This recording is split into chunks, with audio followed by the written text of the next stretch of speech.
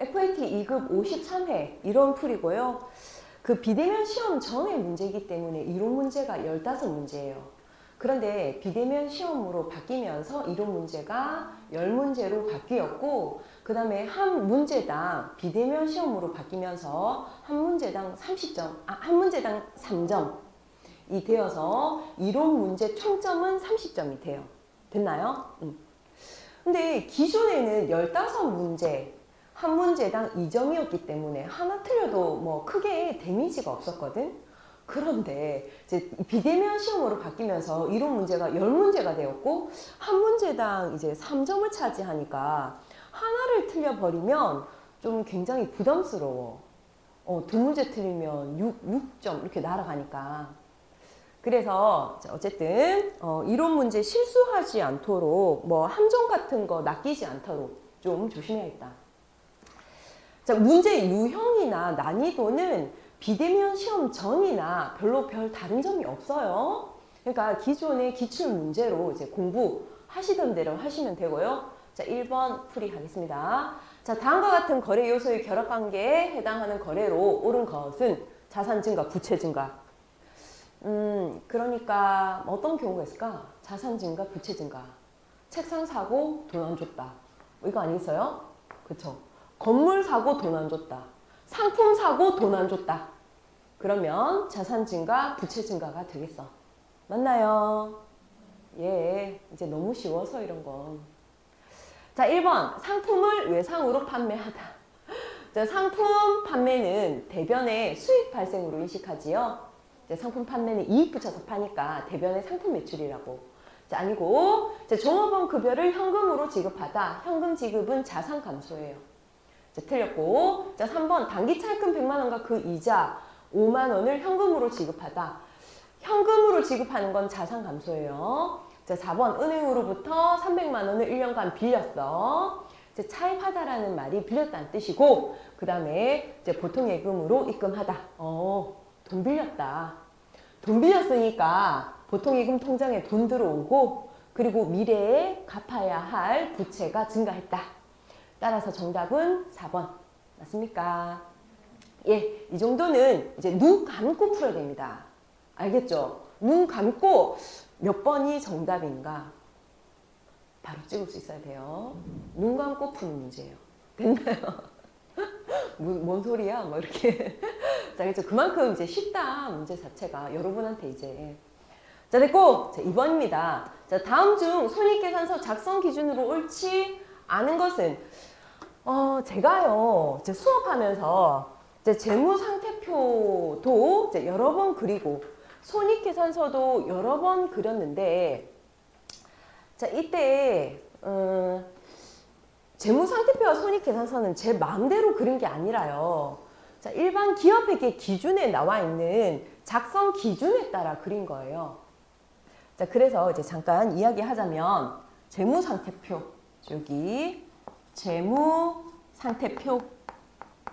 자산, 그리고 부채, 그리고 자본. 자, 있고, 자, 얘는요, 총, 구, 일, 유, 잉, 미. 자, 이 기준으로 제가 작성한 거예요. 제 마음대로 유동자산을 위에 적고, 비유동자산을 밑에 적고, 당제, 투유, 무기 이 순서로 적은 거 아니에요. 이렇게 작성하라 해서 제가 이렇게 작성한 거예요. 그게 뭐냐면 총은 총액 주의로 재무상태표를 작성하시고, 그리고 구분 표시해라. 구분 표시해라. 그게 이제 뭐냐면 1년 이내에 돈 들어올 거, 그리고 이제 1년 이후에 돈 들어올 거, 유동, 비유동 이제 구분해라. 그리고 1년 기준으로 이제 마찬가지로 유동, 비유동 구분하시고, 그 다음에 유동성이 큰 걸 위에 적어라. 유동성 대열법 대로 이제 재무상태표를 작성하고 있었고요. 그 다음에 이제 우리 회사에 남는 돈은 구분해라. 잉여금 구분의 원칙. 잉여금 구분의 원칙. 그리고 이제 미결산 항목은 표시하지 마. 현금, 과부족이라든지 가수금, 가지급금. 자, 이러한 것들은 표시하지 마. 라고 해서 이대로 제가 재무상태표를 항상 그려왔던 것이지 1년 기준 유동성배열법, 잉여금 구분의 원칙, 미결산 표시 금지라는 작성 기준에 의해서 작성해 왔습니다. 그 다음에 얘는요, 사실은 전산회계 2급이나 FAT 2급에서 잘 다루지 않아서 제가 설명을 안 했었던 거고, 근데 이제 나왔기 때문에 이제 재무상태표도 한번 이야기해 본 거예요. 자, 손익계산서 작성 기준을 묻길래 재무상태표도 한번 이야기해 봅니다. 이제 다른 점을 잠깐 설명하려고 그래요. 자, 어쨌든 그렇고, 그 다음에 이제 손익계산서요. 이제 손익계산서. 손익계산서. 일정 기간 경영 성과 나타내는 거지요. 이렇게 이제 손익계산서는 대변에 수익 적고 차변에 비용 적고 번 돈에서 쓴 돈 빼면 이익이 됩니다. 자, 이때 이제 손익계산서도 제 마음대로 적은 것이 아니라 총, 구, 발, 수, 실. 자, 이런 일반 기업 회계 기준에서 손익계산서는 이렇게 작성하라라고 하는 작성 기준이 있어요. 이대로 이제 작성하는 것이고, 이제 총은 뭐냐면 이제 재무상태표와 마찬가지로 수익이든 비용이든 퉁치지 말고 총액으로 적어라. 이자 수익이 만약에 우리은행에서 100만 원이 있고, 그 다음에 이자 비용이 또 우리은행에서 50만 원이 있다면 그걸 퉁쳐서 뭐 이자 수익 50 이렇게 적지 말고 이자 수익도 100, 이자 비용도 50 이렇게 총액으로 적으라. 자, 그것이 이제 뭐 총액주의고요. 자, 재무상태표의 총액주의는 뭐냐면, 자, 외상 매출금 100이 있고, 그리고 외상 매출금 받을 돈이 100이 있고, 그 다음에 외상 매입금 뭐 50 있다. 자, 그랬을 때 하나의 거래처에서 그렇게 받을 돈, 줄 돈이 있다면 퉁치지 말고 순액으로 외상 매출금 50 적지 말고 외상 매출금 100, 외상 매입금 100 모두 총액으로 적어라. 자, 이런 뜻입니다. 자, 됐고, 그 다음에 똑같이 총구인데 얘는 구분 계산이에요. 그래서 구분 계산. 자, 왜 우리 손익계산서 자, 요거 말고 한 줄로 내가 쭉 적을 때 있잖아요. 매출액에서 매출원가 빼면 매출총이익, 매출총이익에서 판관비 빼면 영업이익, 이런 식으로 적을 때 항상 이익이 구분 계산되고 있었어요. 매출총이익, 영업이익, 소득세 차감전 순이익, 당기순이익, 이런 식으로 이익이 구분 계산되고 있었어. 됐나요? 예. 자, 그래서 이제 재무상태표는 구분 표시를 하고 있고, 구분 표시. 자, 구분 표시는 또 어떤 거냐면, 아까 이제 잘못 설명한 것 같은데, 이제 생각나는데. 성격이 비슷한 항목의 계정 과목은 원래 뭉쳐서 보고하게 되어 있어요. 뭐, 현금, 보통예금, 당재금, 현금성 자산은 현금 및 현금성 자산이라는 폴더 안에 집어넣어서 뭉쳐서 이렇게 표시하지. 그런데 그 중에 하나가 중요하거나 특별하다면 따로 떼내가지고 계정 과목을 표시해도 된다. 자, 이런 뜻이 구분 표시입니다. 자, 됐죠? 근데 얘는 구분 계산하고 있어요. 자, 됐고. 그 다음에 얘는 이제 현금 들어왔다고 수익, 현금 나갔다고 비용. 자, 이렇게 현금주의로 분개하지 말고, 자, 올해의 수익이 발생한 기간, 올해의 이제 비용이 발생한 그 기간, 그때에 돈 받았다 나갔다 그거랑 상관없이 발생한 기간에 수익 비용 인식하자가 이제 발생주의고, 그리고 이제 수익 비용 대응의 원칙, 수익 비용 대응의 원칙, 수익이 발생하면 비용도 같이 인식해야 한다. 수익 비용 대응의 원칙, 그리고 실현되면 이제 이렇게 이제 손익을 인식하자. 라고 해서 손익계산서의 작성 기준은 총, 구, 발, 수, 실이요.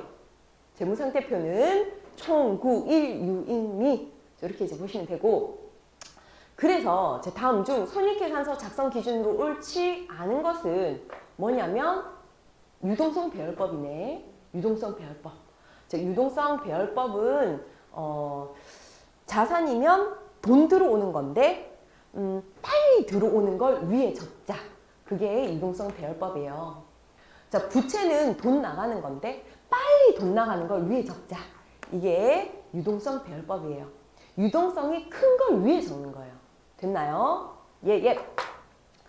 자, 그래서 이제 이번에 정답은 1번이다. 맞나요? 예.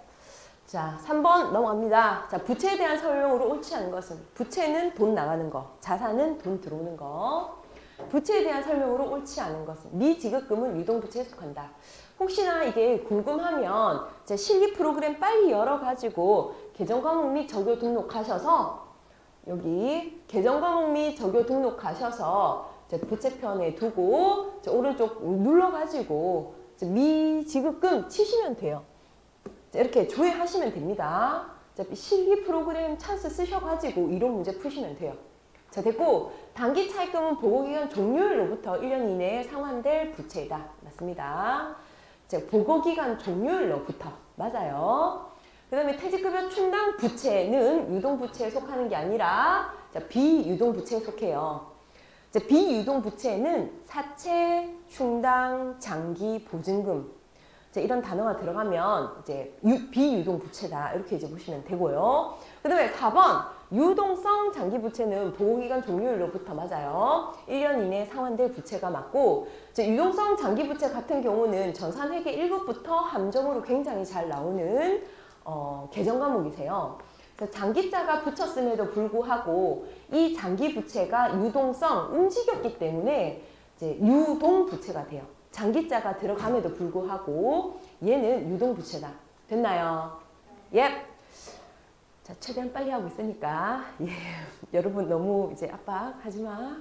빨리 풀어가지고 마치도록 할게. 예, 예. 자, 4번입니다.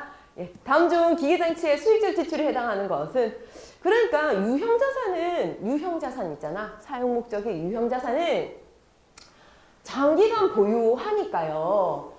그래서 보유 시에 돈이 나가더라. 또 사용하니까 얼마나 이렇게 수리할 것도 자주 생기고 그러겠니. 자, 그러면서 보유 시 지출이 있는데 수익적 지출이 있고 또 자본적 지출이 있어요. 자, 이때 수익적 지출에 해당하는 것은 무엇이냐? 수익적 지출은 유형자산을 가지고 있으면서 현상 유지 또는 원상 복구에 쓴 돈을 수익적 지출이라고 하며 수선비 또는 차량 유지비로 회계 처리합니다. 그래서 현상 유지, 원상 복구에 해당하는 지출이 수익적 지출이요. 그래서 현상 유지 하기 위해서 엔진오일을 교체했대. 정답은 2번이에요. 맞나요? 예. 자, 5번입니다. 자, 다음은 항공기업이 22년 임차료 관련 거래를 회계 처리한 것이다. 결산분계로 옳은 것은 7월 1일 6개월이에요. 자, 이렇게 임차료 관련된 결산분계 같은 경우는 날짜가 이렇게 딱 제 눈에는 항상 보이거든요. 왜냐하면 날짜별로 12월 31일을 기준으로 해서 어떤 게 비용이고 어떤 게 내년의 비용이냐 이런 걸 따져야 되니까 결산일에는 그래서 언제부터 언제까지 이 비용이 해당되나를 계산을 해요. 그래서 어쨌든 6개월이다. 6개월. 올해 해당하는 기간은 6개월이다. 자, 본사 사무실을 임차하고 1년분 임차료 120만 원을 현금으로 지급했다. 자, 그랬을 때 전부 다 비용으로 했으니까 내년에 해당하는 임차료 나가세요. 내년에 해당하는 임차료 1년분이니까 내년 2023년 6월 30일까지 6개월치는 내년에 임차료 하셔야죠. 자, 그래서 임차료 비용 소멸하시고 이렇게 먼저 준 비용은 선급 비용이다 라고 해서 1번이 됩니다. 됐나요? 예, 오를 것만 비용으로 인식해야죠. 나머지 내년에 해당하는 기간의 비용은 없어지고 선급 비용 인식하면 됩니다. 6번입니다. 자, 다음 자료를 보고 항공의 회계 담당자 청첩장이네. 분계 시 차변에 표시할 계정 과목은 자, 항공의 회계 담당자는 거래처 직원 박공인 씨의 청첩장을 받고 그리고 축의금 20만 원을 줬다. 자, 이랬을 때 이제 접대 목적으로 이렇게 부주했겠죠. 부주란다. 자, 축하금을 전달했겠죠. 그래서 정답은 4번이다. 넘어가요.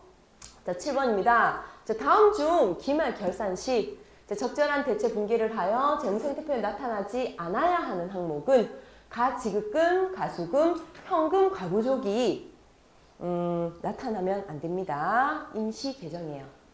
자, 됐고요. 그 다음에 이제 8번입니다. 자, 다음은 항공상사의 단기 매출 관련 자료다. 자, 단기 총 매출액을 계산하면 얼마인가? 단기 총 매출액이 이제 얼마냐 물었고, 자, 이때 이제 매출액에서 그 다음에 매출 원가를 빼면 매출 총이익이에요. 매출 총이익. 이런 거 본 적 있습니까? 예, 계속 그려왔어요. 거의 근 한 달 동안. 매출액에서 매출원가 빼면은 매출 총이익입니다. 이렇게 이야기를 해왔고, 자, 그래서 얘 지금 순매출액에서 매출원가 빼면 매출 총이익이거든? 근데 총 매출액을 구하래요. 자, 끼워 넣으면 되고, 이때, 매출 총이익은 12만원. 12만원. 그러면 이제 순매출액이 나오는데, 순매출액은 얼마냐면 4만원. 맞습니까? 예, 순매출액이 4만원이에요. 그러니까 자, 여기에서 매출 환입, 매출 애누리 3만원을 더하면 총 매출액이 돼요. 총 매출액. 순매출액은 어쨌든 빠진 게 순이니까 4만원 순매출액에서 빠진 걸 더하면 총이 돼. 됐죠? 그래서 정답은 총 매출액은 7만원. 없냐? 총 매출액. 순매출액 자체가 4만원이 아니고 이제 위에서 올라갈 때는 부호가 바뀌어서 플러스가 되지요. 그래서 순매출액이 20만원이 되고, 그래서 순매출액 20만원에 이제 총이 되려면 이제 더하기 3만원이 되면 되니까 정답은 23만원이 되겠어. 맞지요? 이제 위에서 내려올 때 매출액에서 매출원가 빼고 매출총 이익인데, 이제 밑에서 위로 올라갈 때는 부호가 바뀌어가지고 12만원에서 8만원을 더하고, 그러면 이제 순 매출액이 나오고, 순은 이제 뭔가가 빠져 있는 거니까 더하면 총이 돼요. 그래서 제 정답은 23만원이다. 이렇게 할 수 있습니다. 예. 자, 9번 넘어갑니다. 자, 다음 자료에 의해 매출 채권 금액을 계산하면 얼마인가? 자, 매출 채권은 외상 매출금과 바드럼 합쳐서 매출 채권이라 해요. 맞나요? 예. 외상 매출금 600, 바드럼 300. 그래서 정답은 2번. 됐죠? 예. 자, 10번입니다. 자, 다음 자료에 의해서 영업이익을 계산하면 얼마인가? 영업이익은 매출액에서 매출원가 빼면은 매출 총이익이에요. 매출액에서 매출원가 빼면은 매출 총이익이요. 매출 총이익에서 판관비를 빼잖아. 판매비와 관리비. 우리 실무 임명할 때 저기 800번 때 판매비와 관리비를 빼면 드디어 영업이익이 나와요. 이때 이제 영업이익은 광고 선도비 받고 임차료가 맞아요. 기부금은 아니에요. 이유는 영업 외 비용을 제가 외웠기 때문이에요. 영업의 비용이 아니면 다 판관비다라고 외웠기 때문에, 그래서 광고 선전비가 판관비라고 알고 있고, 그리고 임차료도 판관비를 알고 있어요. 됐나요? 판관비를 어떻게 외웠냐면 영업의 비용을 외워서 영업의 비용이 아니면 판관비다 라고 판단합니다. 됐습니까? 그래서 이제 매출 총 이익은 80만 원이고, 미안하다. 40만 원이니? 40만 원에서 판관비가 14만 원 빼면 영업이익은 얼마냐면 26만 원. 26만 원. 정답은 넘버 1번. 자, 11번 넘어갑니다. 다음 중 대손 충당금 설정 대상 항목으로 적절하지 않는 것은 대손 충당금은 언제 설정하냐면 받을 돈이 있는데 못 받게 되었을 때, 못 받게 될 것 같은 그 느낌이 왔을 때 적는 거예요. 그래서 못 받게 될 것 같은데도 가만히 있으면 안 돼. 못 받게 될 것 같으면 그 해 결산일에 몇 퍼센트 못 받을 것 같다고 설정을 해놔요. 그래서 받을 돈에 대해서 떼일 거라고 예상하고 그 느낌을 적는 거지. 그런데 주식을 떼일 거라고 생각하지는 않습니다. 모두 다 얘네는 채권이요. 받을 돈. 근데 주식을 떼인다고 설정을 하진 않아요. 주식은 뭐 자기가 투자를 잘 못해가지고 시세가 하락하는 거겠죠. 그쵸? 그래서 됐고, 그 다음에 12번. 그래서 11번의 정답은 1번이고 12번 넘어갑니다. 재무상태표 개정 과목에 해당하지 않는 것은 재무상태표는 자산부채 자본이 작성돼요. 자, 됐고, 이자 비용. 얘가 손익계산서의 영업의 비용에 이제 적혀요. 12번 너무 쉬웠다. 그렇죠? 13번 넘어갑니다. 자, 다음은 자, 주식회사 항공의 재고자산 취득에 관한 자료이다. 자, 재고자산의 취득 원가는 얼마인가? 얘 상품 매입 금액 당연히 취득 원가에 들어가고, 그리고 이제 매입 운반 시 자산 취득 시 부대 비용은 취득하는 자산에 가산한다. 자, 783번째 이야기하고 있고, 대신 매출할 때 운반비는 판매비와 관리비에서 매출 시 운반비로 이제 따로 이제 운반비 하시고 광고 선전비 아니고요. 자, 따라서 재고자산의 취득 원가는 10만 원.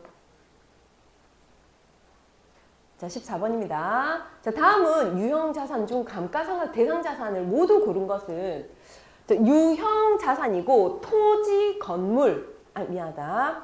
자, 유형자산이고 그 다음에 토지와 건설 중인 자산을 제외한 것은 모두 다 감가상각 자산입니다. 따라서 정답은 다. 이제 넘어갑니다. 최선을 다하고 있다.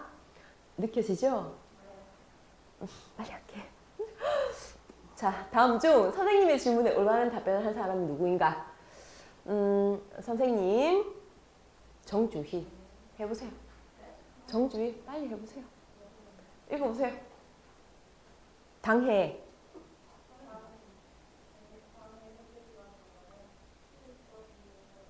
통해